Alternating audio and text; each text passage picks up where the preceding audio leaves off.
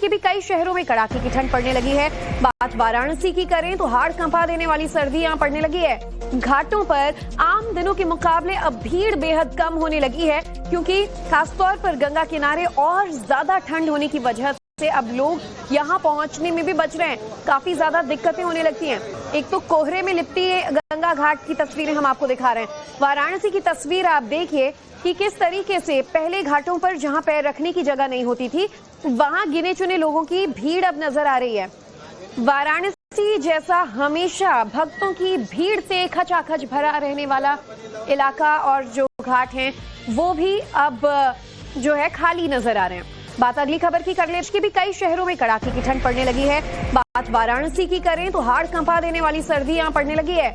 घाटों पर आम दिनों के मुकाबले अब भीड़ बेहद कम होने लगी है, क्योंकि खासतौर पर गंगा किनारे और ज्यादा ठंड होने की वजह से अब लोग यहां पहुंचने में भी बच रहे हैं। काफी ज्यादा दिक्कतें होने लगती हैं।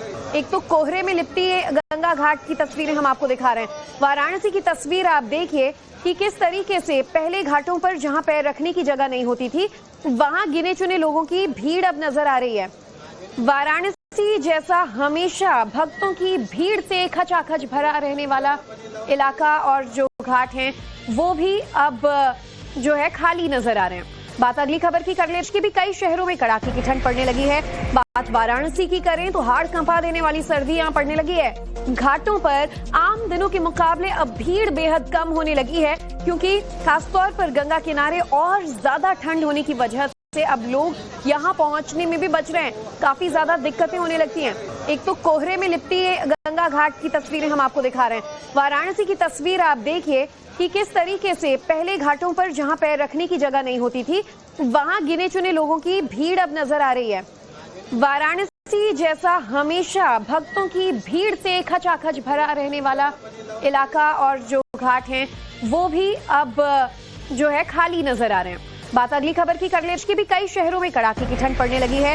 बात वाराणसी की करें तो हाड़ कंपा देने वाली सर्दी यहां पड़ने लगी है। घाटों पर आम दिनों के मुकाबले अब भीड़ बेहद कम होने लगी है, क्योंकि खासतौर पर गंगा किनारे और ज्यादा ठंड होने की वजह से अब लोग यहां पहुंचने में भी बच रहे हैं। काफी ज्यादा दिक्कतें होने लगती हैं।